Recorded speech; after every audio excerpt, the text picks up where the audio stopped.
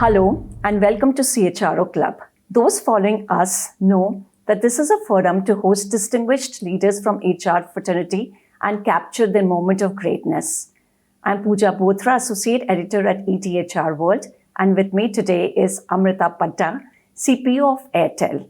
Hi Pooja, wonderful to be here and thanks for this chat. So my first question to you is, which aspects of future of work is a game changer for you as a CHRO and a thought leader? So I think, disruptive forces, right? Be it economic, be it social, technological, geopolitical, they are all around us. And as you talk about future of work, I feel that something which we thought was 2, 5, 7 years ago is actually happening now. So I think the future of work is now. That's the first thing I would say. HR sits at a very, very privileged position to really, it's an unprecedented times, and HR can really play a very critical role in ensuring that organizations are ready for this, be it in the way they compete, be it in the way we attract employees, or also just in the way that we show up at such a time and in the future. So let me focus on a few things or a few aspects which I feel are really key. I think the first one I would look at is talent scarcity. I know it's not really about the future. It seems like it's the past, it's the present, but it's also the future. I think the thing that is different about talent scarcity in the future is about how we would anticipate the talent needs and the change and the requirements that are coming up in the future. So that's a key aspect that's going to change. I think the second nuanced aspect around talent management is really about ensuring that we know what skills are going to be required in the future. And this is really, I really look at it about being focused on creating a culture which is a culture of growth and a culture of learning, very strongly backed by coaching and by resilience. So gone are the days when we can really look at skills and say what skills are obsolete and what employees will get obsolete. It is about, and in the future more so will be about, really investing in upskilling and reskilling people. It's also about investing behind leaders really building that muscle around coaching, and coaching for change, coaching for disruption.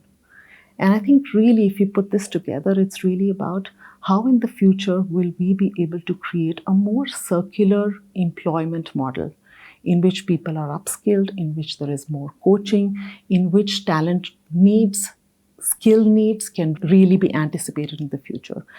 And I think the third one is really, if we look into the future, our workforce is becoming more interdisciplinary. Our workforce is becoming more transgenerational. Our workforce is really, in the future, will be even more transgenerational, and it will be more diverse geographically or otherwise. And if we really have to work with this workforce, it is about how can we have work practices, work tools and technologies which make people feel appreciated, heard, and included. And I think in a nutshell, the future of work and the future of HR is really about making it more inclusive and sustainable and having employment models which are alike. Rightly said. And future of work is actually learning, That's and right. you very nicely explained that. I'd also like to ask you that prior to joining the telecom industry, you were with a FMCG giant. Right. And HR policies stem from the industry where you operate. That's right. Given that, how at Airtel are you creating HR policy which stand out for the telecom industry? Right. So let me start by saying that I look at ourselves at Airtel as an end-to-end digital business, right? If you look at telecom, what is telecom? It's really a supercomputer which connects or provides connectivity to the entire world, to the entire nation, right? And let me sort of try and answer your question, Pooja, in the context of that business of connectivity and digital that we are in. So one of the first things is that technology is changing faster than we know. And therefore, that really impacts our people and our human capital practices in a really big way. What I already spoke about, which is about skilling, is more relevant in this industry than it was in my previous industry or in many other industries, we've seen how we have had from 2G to 3G to 4G and 5G coming up And now. 6G. I have heard about 6G. Absolutely, absolutely. And the G20. That is Yes. right. And when we were just saying, hey, we are ready for 5G and we've launched 5G, there's 6G. And therefore, our people practice really needs to ensure that we are ready and we are creating a lot of upskilling. So in the preparation for 5G, we actually set up a 5G academy, an internet protocol academy, where we could train people not just within, but also outside, in campuses, in schools, we could provide that training. That's one example of how we really approach skills at Airtel. The second one would really be the entire bit about, I spoke about us being a digital end-to-end business. As we have consolidated our position as a digital end-to-end business, our need for engineers, our need for people who know technology has gone up. So just last year, we brought into our fold another 500 odd jobs or engineers, which is job which we were doing through an outsource model into our fold. And just this week earlier, we've launched our technology center at Pune, where these 500 odd people are coming in. And therefore, it's about really ensuring how do we expand our talent pool? How do we make sure that we are changing with the changing skilling needs? So that's one aspect of being sort of a tech company or a digital company or a telecom company. I think the second one, you just spoke about 5G, Pooja, and you know about how the use cases are going up. Every day use cases are coming up because of new technology. So we really need our people to understand the entire ecosystem. We really need our people to have width of experience. And that is what we've woven into how we build our careers. Our careers are really about people working across different geographies, working across different business lines, working also across different functions. So close to 70% of our senior leaders are people who have had a cross-career path, be it in a different geography or a function or a business. So that's the second part, which is absolutely beautiful about this industry. I think lastly, it would be amiss to not speak about core technology. Technology enables collaboration. Technology enables us working together. So that is a part of our culture. So we really work through cross-functional teams. In everything we do, we ensure that we keep cross-functional working and customer centricity at the focus. So at Airtel, we believe that all of us work for have two kinds of jobs. Either we are in service of our customers, or we are people who are in service of people who are in service of the customers. Those are the only two jobs that we have out here. That's very nicely articulated purpose. And I really like the way you said that you're a supercomputer. You're enabling all the work that is happening using computers. And I really want to also acknowledge that because of telecom and brands like Airtel, today we have enabled people in remote corners of India. Prior to Airtel, you were with a FMCG giant. It was an MNC, and MNCs have always been the first choice for candidates because of global mobility, growth. Right. But today, Indian companies are actually finding their way in the global roadmap. So how would you explain the pillars of Airtel's culture that is making it a world-class organization? Okay. So I think the pillars of our culture would be customer centricity, inclusion, and resilience. And if you really look at it, those are the pillars of Indian culture, right? At Airtel, we truly believe that we are in the business of making sure that people are connected and more and more people are included, be it financial inclusion, be it inclusion in education by enabling education through technology to be available across the length and breadth of our country, or be it simply bringing more and more people into the workforce by ensuring that businesses and people and small businesses and homegrown businesses are able to do their businesses through being technologically enabled. So I think that is what is the pride of working with an Indian company and of working with an reputed Indian company like Airtel, which is in the business of connectivity. It is around nation building. We have a really strong role in the way India is becoming a digital economy. And I think getting that pride being able to create impact at scale, being able to work in a boundaryless manner. That really is the joy of working in an Indian organization. So, you are at the top now, being a woman, and we realize that, not too many women climb the corporate ladder and summit to where you are today. So, are you fulfilling the responsibility of helping other women or underrepresented groups to find their bearings in the professional world? Yeah. So, Pooja, I think that's a very difficult question, right? Which would be for you and me alike. I think we sit in a position of privilege. I certainly feel really, really grateful for where I am today and also for my journey of over 2.5 decades and much before that also in my growing up years. And I think being able to give back and to contribute is a really important aspect of what I'm really focused on. Over my years, I've been working very closely on all aspects of diversity, equity, and inclusion. And I think joining Airtel just gives me more power to do that in a very significant way. Let me pick up a couple of examples over my past sort of less than couple years at Airtel in this particular field. I think the first one would be around women and gender diversity in the workplace. We have a beautiful program which we launched last year, which is called the Step In program.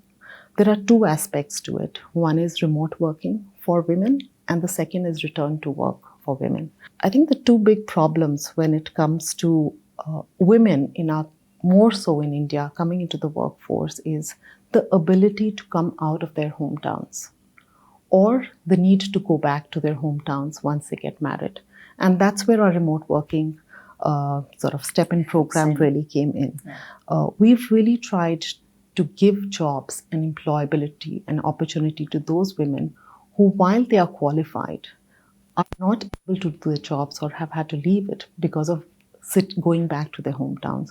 So today I'm proud to say through this remote working unit that we have engineers working for our network operating center, sitting out of their homes, be it in Chhindwara, be it in remote villages in the north or the south of India. So I think that is one thing which I feel really good about. I think the second one is returning back. There are so many of us who have to leave. The important event of maternity also makes us off ramp and take a step back. Yeah. And our step-in program, which is about return to work, is having people come back, even no matter how long their break has been. I have somebody in my team itself who has returned to formal corporate work life after a 10-year break. And I must tell you that every year of the 10 years while she was away from the corporate workforce has been more enriching than it would have been if she had been here. The unique perspective that she brings in, I don't think any of us, by continuing in the workforce, bring in. So that's a program which allows us to bring in people. And it's about opportunities, having a wider talent base, giving access, and making sure that we flex our models and our policies to bring in more and more women into the workforce. And what about the ones who are marginalized, like the LGBTQ community and the transgender and specially abled people? Are there any kind of things you're doing to help them kind of on board in the organization? I think if I look at marginalized by way of being underprivileged, we have very focused programs there. First of all, the Bharti Foundation runs schools in villages, which is really targeted at underprivileged children. What we have done at Airtel, and we have our first batch which joined in March this year, we've tied up with the Bharti Foundation schools to make sure that the journey of those underprivileged students does not finish with the schools, but we are able to provide employability to them. And therefore, we've tied up with Bharti Foundation, and we have a program called Project Saksham, through which we are bringing in these people from these schools into jobs at Airtel. My first batch of 50 has just joined earlier this month, and we're taking them through a very extensive training program to make sure that they are ready to work in the organization, and that's just the start. We're going to continue doing this, and therefore creating sustainable livelihoods for the underprivileged is something which is very core for us too. And do you think you're also team leaders need some kind of a training to be Yes. sensitive towards this group? Because, Absolutely. I don't know how evolved people are Yes. yet to understand, because there's something you read, but when you actually come face to face, you realize that maybe you're not that equipped to deal with them. Yes. So how Yes. do you kind of... Yes. So I think absolutely, right? For all of these groups, whether it's underprivileged, marginalized, remote working groups, return or flexible work models, the biggest focus is also on ensuring a few things which we think are our enablers. One, there has to be sponsorship from the top. Yes. The second one, we handpick leaders to be leaders of these teams. And it's almost a privilege, considered a privilege to be one who has such a team working with them. Lastly, it's about training and about having a continuous feedback loop. So for our remote working group, because we have a third group which has joined now, we have a continuous feedback, and we have been upgrading our plan, the way we engage with them, what we do, how are we measuring performance, how are we upskilling them. We have a continuous feedback loop, which includes feedback on leaders, on technology, on the work they do. And therefore, you're absolutely right. Creating that ecosystem is really important. Yes.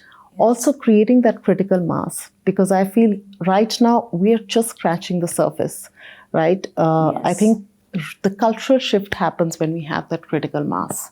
So it's all of these things working together which will really make a change. Yeah, because very often we see that, some managers can be very toxic. Yes. And they may not be very inclusive, Yes. but they get retained because they are critical for business. That's right. So for any D&I to actually find ground in an organization, Yeah. these Yes. kind of things need to seep Yes. out. So, today it is all about automation. Yes. Do you fear as a HR leader that, robots will be replacing human and more so the HR function? So what are your thoughts there? Yeah. So I think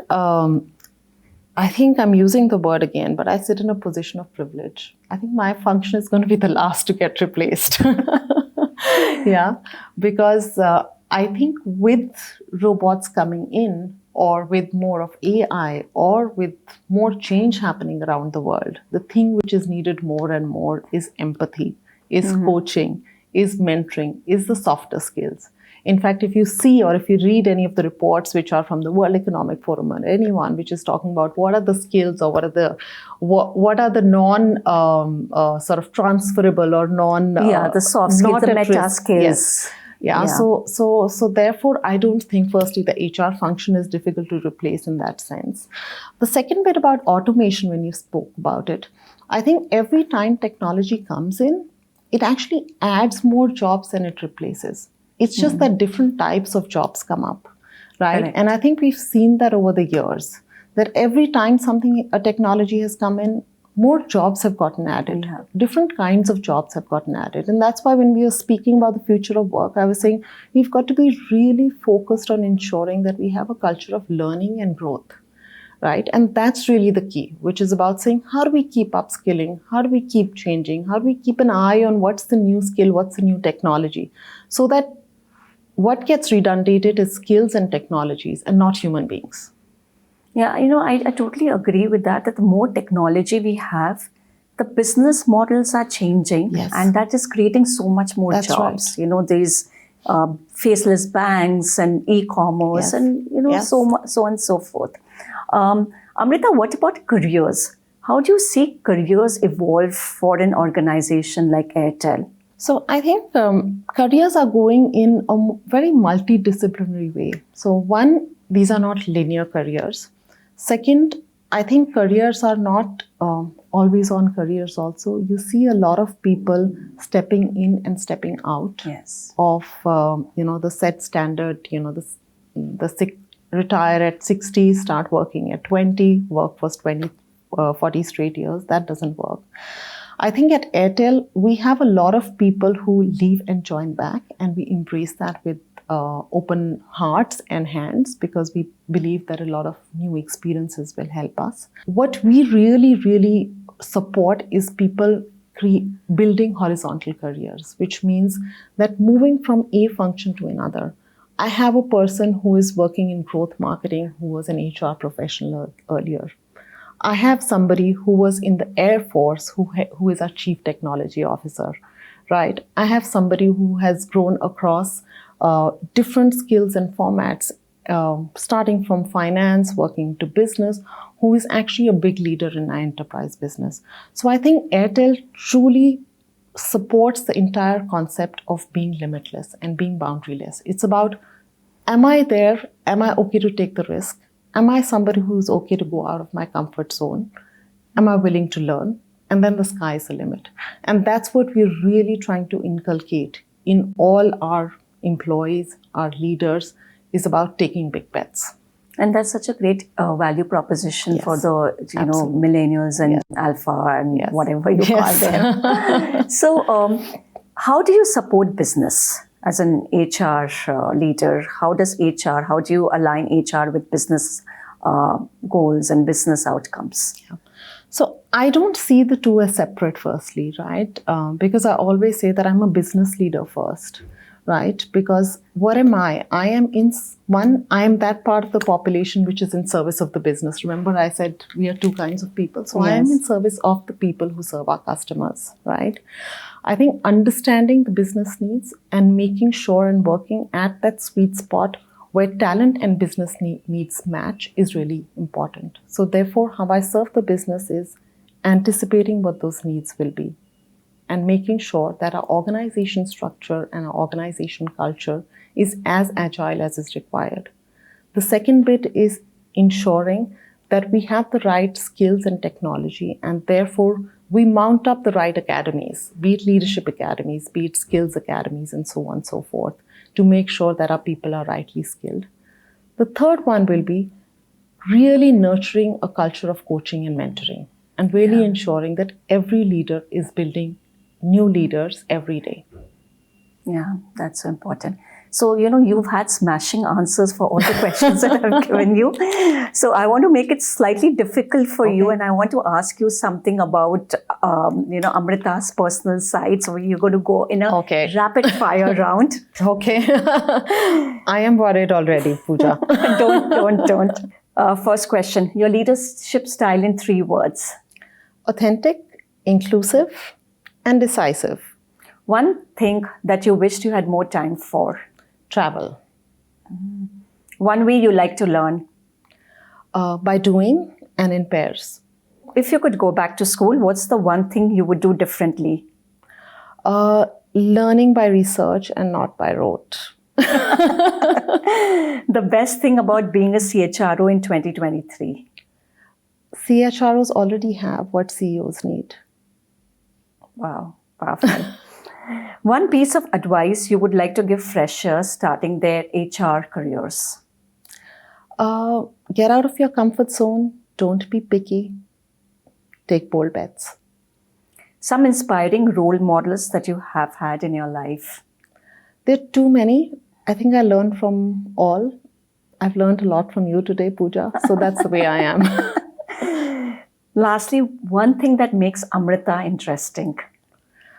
I think it's the varied experiences, places that I've stayed in, which I've had. And therefore, that gives me joy and makes me get up and go every day. So thanks, Amrita. That's really interesting. So viewers, that's all we had from this episode of CHRO Club. Thank you, Pooja. It was a wonderful chat, and thanks for being here with us at Airtel.